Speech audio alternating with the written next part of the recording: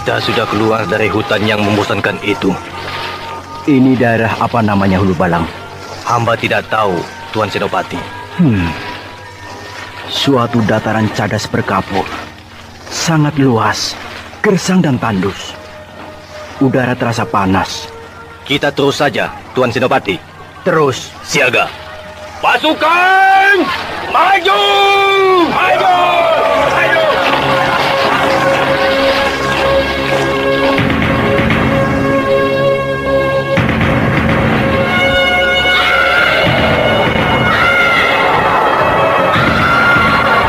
Benar, kawan. Pasukan keraton itu bandel, tapi juga berani. Mereka terus bergerak. Ayo, kita usir mereka sebelum sampai di wilayah Bukit Kelapa.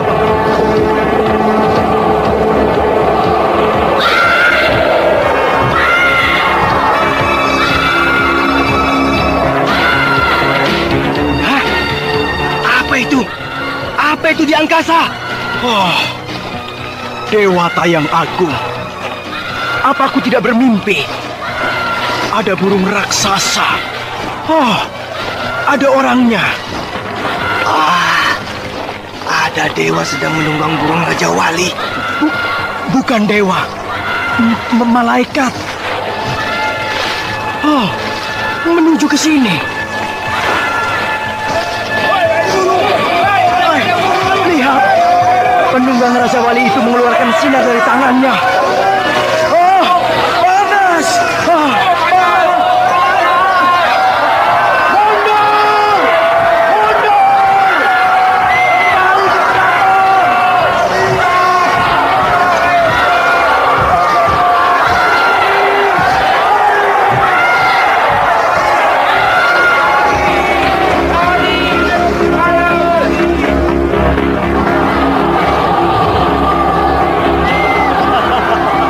Pasukan keraton itu bubar. Mereka sudah ngacir. Ayo kawan, kita juga pulang.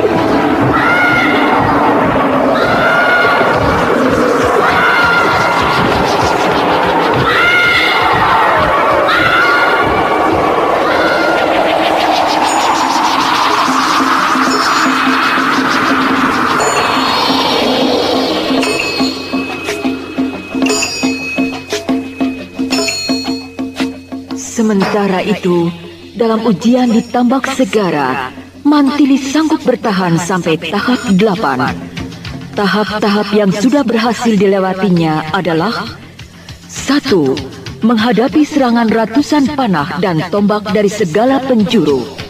2. Diserbu 10 babi. 3. Melawan 10 pasukan berkuda yang bersenjata pedang. 4. Menghadapi 10 banteng. 5. Diserang 10 perahu besar. 6. Menghancurkan manusia besi. 7. Bertarung melawan 5 orang sakti di ruang sempit. 8. Melawan ular raksasa. Pada tahap ke-9, yaitu menghadapi gurita raksasa, Mantili sudah tak berdaya. Untung Raden Samba menjemputnya ke Tambak Segara.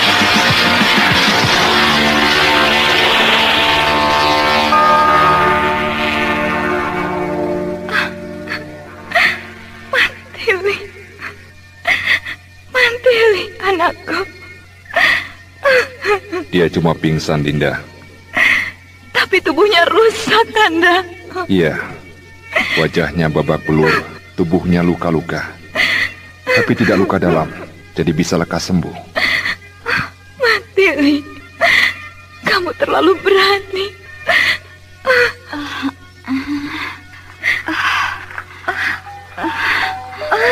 Dia bangun. Ibu Ramanda. Mantili, anakku. Di mana saya ini, Bu?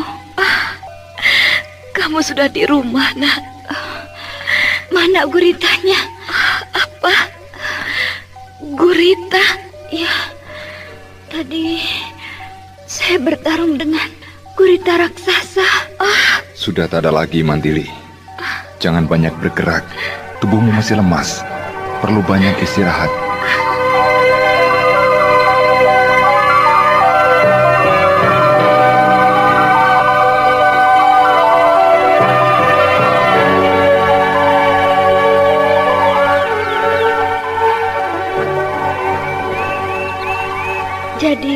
Raden yang membawa saya dari Tambak Segara ke rumah.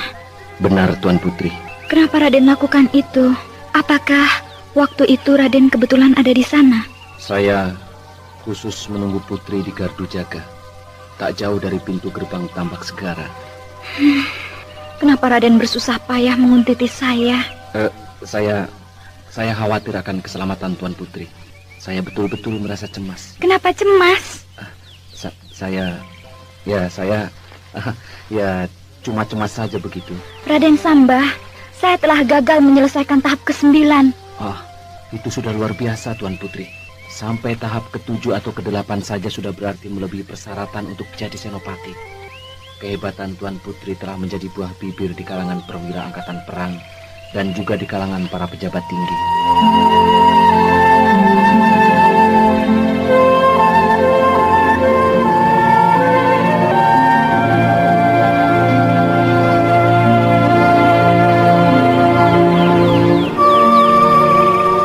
Kanda Tumenggung. Ya, Dinda. Ada apa? Mantili kemana? Oh, itu. Sedang ngobrol dengan Raden Sambah di ruang depan. Nampaknya mereka semakin akrab. Iya. Keakraban mereka malah sudah jadi guncingan di keraton, Kanda. Ya, biarlah. Asal guncingan yang baik. Kanda tampaknya menyetujui hubungan mereka. Keakraban mereka kan hanya baru sampai tahap saling menyukai satu sama lain. Belum menjurus ke asmara. Iya, tapi lama-lama bisa loh, Kanda. Iya ya.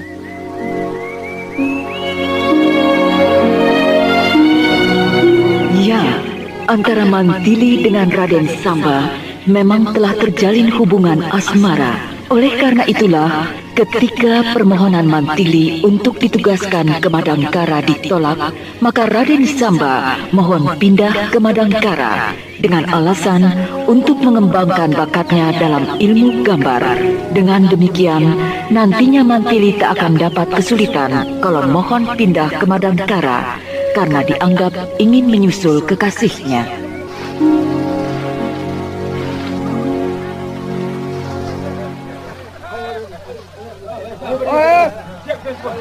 Gotawan, Ya, Sekar Alim.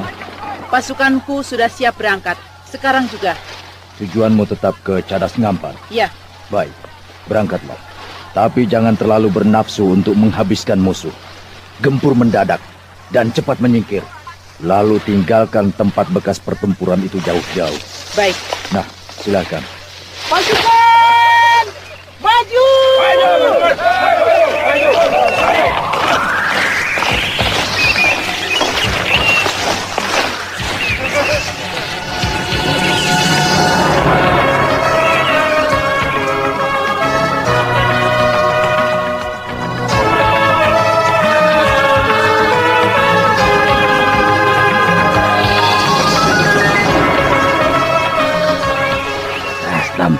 Pasukan Dewi Sekar Alim kok bukan seperti pasukan pejuang. Lalu seperti apa? Seperti pasukan Garong. Wes ngawur kamu. Coba lihat saja tampang-tampang anggota pasukan itu sangar-sangar seperti gerombolan begal. Dasar kamu tidak senang pada mereka, Kaspar. Habis mereka sombong-sombong. Ya biar saja sombong. Asal tetap setia pada perjuangan kemerdekaan di tanah air ini.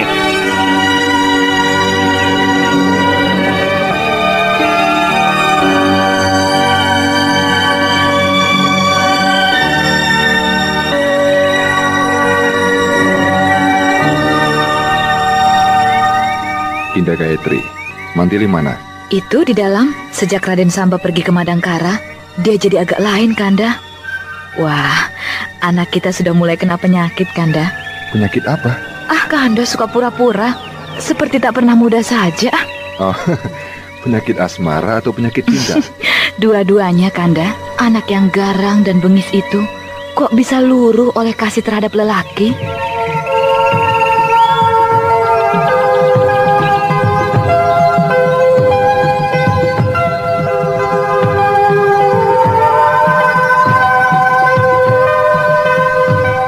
Raden Samba telah sampai di Madangkara dan mengunjungi rumah Pak Arum untuk menyampaikan titipan hadiah-hadiah dari Gayatri. Kemudian dia khusus menemui Brahma.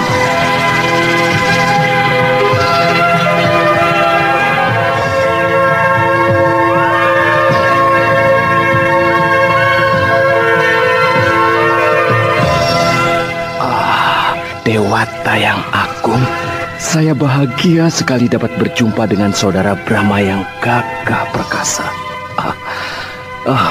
Perkenalkan, saya Samba, sahabat kental Gusti Putri Dewi Mantili. Oh ya? Iya, dan sekarang Gusti Mantili telah menjadi senopati. Senopati? Senopati? Oh, Dewata yang agung, terkabullah keinginanku. Waduh, betapa gagahnya dia jadi senopati, sebab Mantili sangat cantik. Betapa gembira aku mendengarnya. Saudara Brahma, saya juga ditugaskan Kanjeng Gusti Tumenggung Ardalepa untuk menyampaikan surat ini. Oh, terima kasih Saudara Samba. Akan saya baca sekarang juga.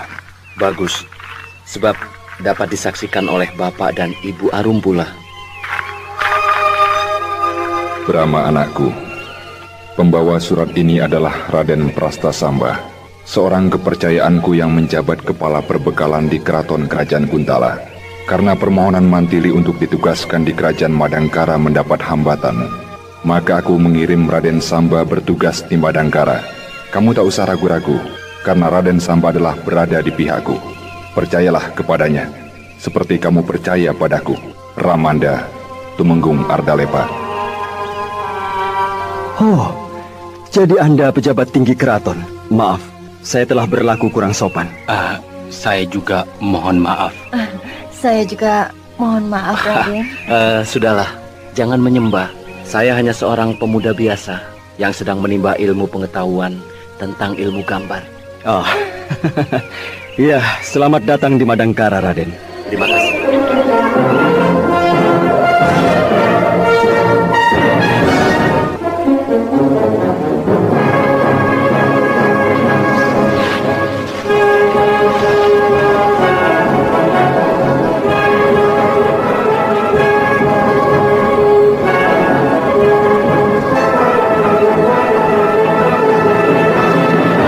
Daulat Senopati Kendala, hamba cemas karena regu 3 pasukan patroli belum kembali. Harusnya kemarin pagi sudah kembali. Kemana mereka? Ke daerah Cadas Ngampar. Hamba khawatir, jangan-jangan mereka dihadang rombongan perusuh seperti tempo hari. Baik, siapkan pasukan. Kita segera berangkat ke Cadas Ngampar. Siaga.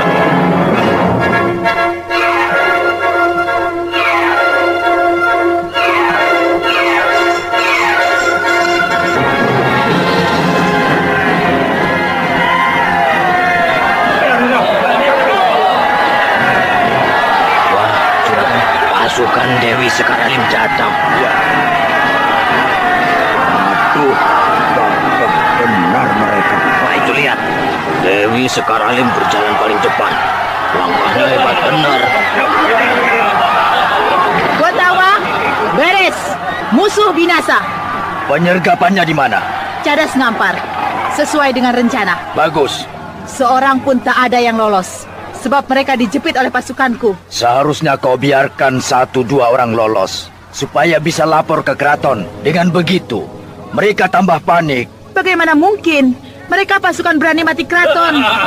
Meski tinggal 1, tetap saja ngamuk. Pantang menyerah ataupun lari. Terpaksa kami bunuh. Oh iya. Selesai menyergap, langsung kami menyingkir. Dan tak lupa menghapus jejak. Bagus.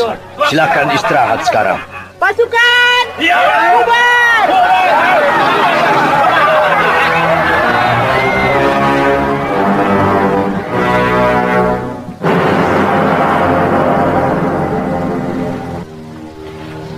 Hei, Rastam. Benar tidak kataku? Pasti pasukan Dewi Sekar Alim telah berlaku kejam. Semua musuh dibunuh. Oh, katanya musuhnya pantang menyerang. Oh, tidak. Aku tahu betul, yang diserang itu pasukan patroli keraton biasa. Penakut kalau ada jalan lari, pasti mereka kabur. Aku yakin semuanya sengaja dibunuh sebab kamu tahu sendiri kan, Dewi Sekar Alim sangat benci dan dendam pada pasukan keraton. Oh iya benar. Betapa murka dan terkejutnya Senopati Kendala ketika menyaksikan bahwa semua anggota pasukan Regu Tiga telah jadi mayat karena dibantai. Langsung diperintahkannya untuk melacak gerombolan perusuh untuk dihancurkan. Tentu saja pasukan Senopati Kendala tak berhasil menemukan gerombolan perusuh itu. Mereka hanya menjumpai Kaspar dan Rastam di tengah perjalanan. Langsung disergap. Jangan bergerak. Kalian berdua ditangkap. Loh. Apa salah kami? Iya. Kalian berdua anggota pasukan perusuh. Bukan, kami tukang nyangkul. Jangan bohong. Lihat nih pipiku. Codet karena sabetan pedangmu. Wah, ngawur saja. Kapan aku bentrok dengan kamu? Kapan? 10 hari yang lalu. Kalian bersama pasukan perusuh mencegat kami di Kupit Kerepus. Wah, Tam, gawat nih. Iya, aku ingat sekarang. Dia itu yang melarikan diri. Bagaimana? Lawan saja. Mereka cuma 10 orang. 10. Berani. Iya, berani. Ayo, serang duluan. Ayo. Ya,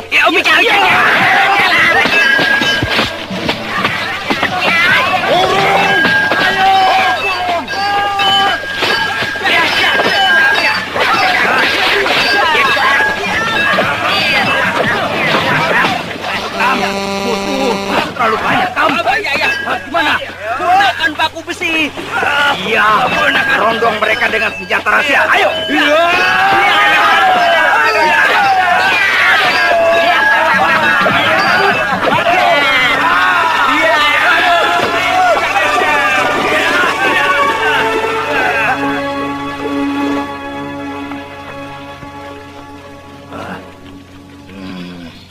Mampus semuanya. 10 orang. 10 orang. 13 orang. Hantu. Bukan hantu. Kami makhluk biasa. Hei, manusia biasa. Anggota pasukan keraton itu bukan 10 orang, tapi 13 dengan kami. Tunggu. Kalian itu orang atau orang-orangan, ha? Yang satu kecil, cebol, yang tengah gembrot kayak gentong, sedang yang terakhir, wah ya itu tinggi kurus kayak lidi. Jangan banyak mulut, perusuh. Ayo, kau tangkap.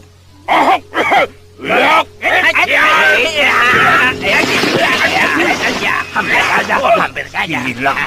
Tangannya sekali gerak keluar angin kencang. Pasti mereka dari rimba persilatan.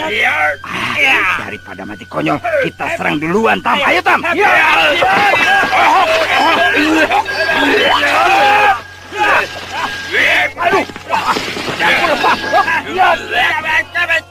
Ayo, pedangku juga terpental.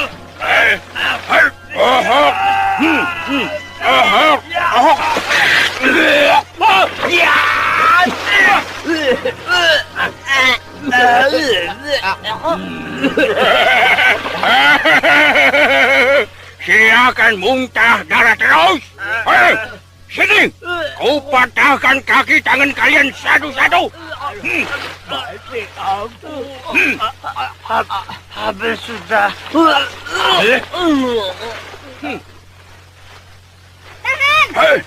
Siapa kau? Hei, manusia yang belum jadi. Kenapa kalian membantu pasukan keraton? Karena uang. Jebah, kutumpas kalian. Ayo, maju semuanya.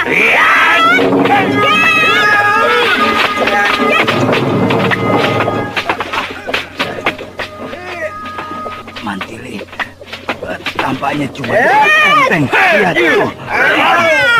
Yang menghadapi hanya si gembrot. Yang lainnya cuma berdiri menonton. Waduh, Mantili dan si Gembrot akan mengadu jiwa. Mereka mengerahkan ilmu simpanan. keduanya berdiri mematung saling berhadapan. Iya, tangan kanan Mantili menunjuk lurus ke depan.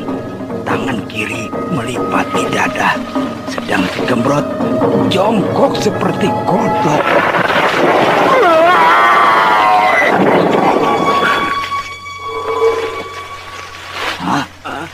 Si Gembrot mampus. Tubuhnya hitam, gosong. Lihat tuh, Mantili sudah saling berhadapan dengan si Cebol. Mantili mengeluarkan ilmu yang tadi. Ilmu apa itu yang dikeluarkan si Cebol? Kok kedua tangannya menekan tanah, sedang pantatnya diangkat sampai nungging? Aduh, macam-macam.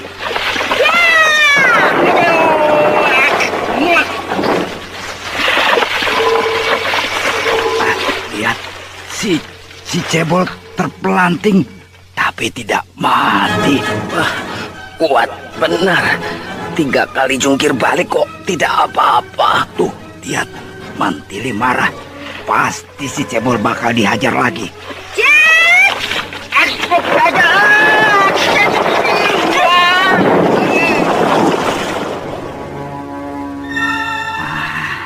Akhirnya si Cebol tewas juga setelah digempur bertubi-tubi. Kaspar, lihat, si Sapu Lidi mengeluarkan senjatanya. Iya. Wah, pedang besar panjang. Ukurannya tidak biasa.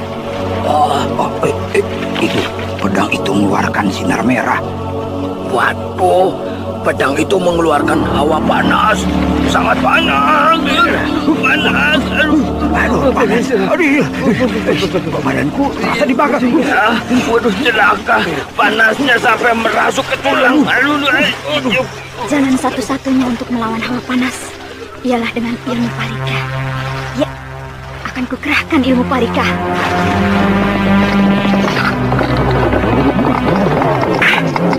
Aneh, kenapa tubuh gadis itu jadi basah? Basah kuyup, padahal tidak ada hujan. Nah, hawa panas itu berkurang.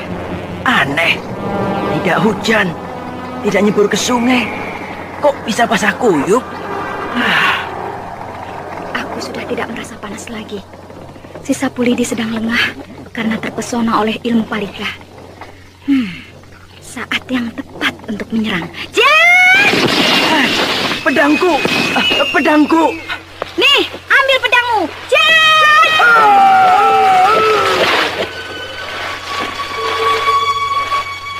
Mampus! Baik, akan kutarik kembali ilmu Parika.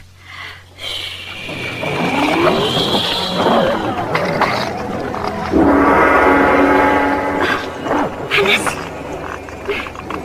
Pedang ini terasa panas lagi. Baik, akan kumasukkan ke dalam sarungnya, biar tidak bikin panas. Mantili yang kebetulan sedang menuju ke kampung Jamparing berhasil merampas pedang sakti dari tangan si Sapu Lidi. Dari Brahmalah dia baru tahu bahwa itu sebenarnya pedang merah. Kemudian, agar lebih tahu tentang rahasia pedang merah dan biru, mereka menemui Dewi Sekar Alim. Dewi Sekar Alim minta kepada Brahma dan Mantili agar mau melaksanakan pesan kakek Astagina, yaitu mengadu kedua pedang pusaka itu untuk mengungkap rahasia yang terkandung di dalamnya.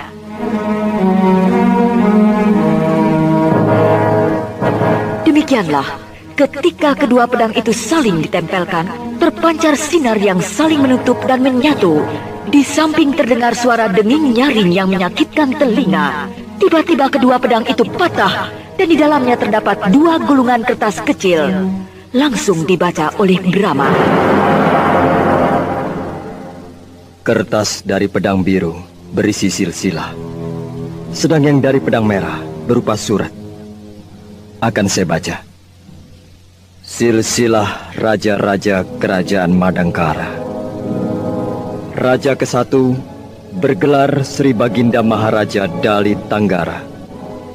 Berputra seorang bernama Sendarin. Kemudian menjadi raja kedua bergelar Sri Maharaja Darin Garba. Berputra seorang bernama Ismaya, yang kemudian menjadi raja ketiga, bergelar Sri Maharaja Ismaya Praga, dalam kurung Astagina. Astagina. Oh, jadi kakek Astagina seorang raja. Saya teruskan. Sri Maharaja Ismaya Praga berputri seorang bernama Malia Arismaya. Loh, itu ibu saya. Ibu Iya. Malia Arismaya menjadi raja keempat, bergelar Ratu Arismaya, menikah dengan Pangeran Karmayoga dari Kerajaan Selimbar, berputra 2 orang, Arumbinang dan Gayatri. Arumbinang menikah dengan Asmiwah. Sayalah Asmiwah. Bibi Arum. Baru sekarang saya tahu nama bibi yang asli. Gayatri menikah dengan Kalipa. Turun seorang putra bernama Brahma Kumbara. Selesai. Ayah. Sekarang baca suratnya, Brahma. Baik, Paman. Ratu Arismaya hanya sempat memerintah 3 tahun. Karena digulingkan oleh Tumenggung Harupat yang dibantu Panglima Perang Madangkara sendiri, yaitu Arya Sankar. Aku sangat murka dan berduka. Tapi tak berdaya, sebab golongan perebut kekuasaan itu sangat kuat. Kemudian aku pergi mengembara. Sedang anakku dengan suami serta kedua putra-putrinya menyingkir ke hutan Jamparing yang sekarang menjadi kampung Jamparing. Itulah kesaksianku. Raja Madangkara ketiga, Sri Baginda Ismaya Praga, alias kakek Astagina. Pendengar yang budiman, kami akhiri Saur Sepuh dalam kisah Darah Biru ini sampai di sini. Sampai jumpa lagi pada kisah lainnya.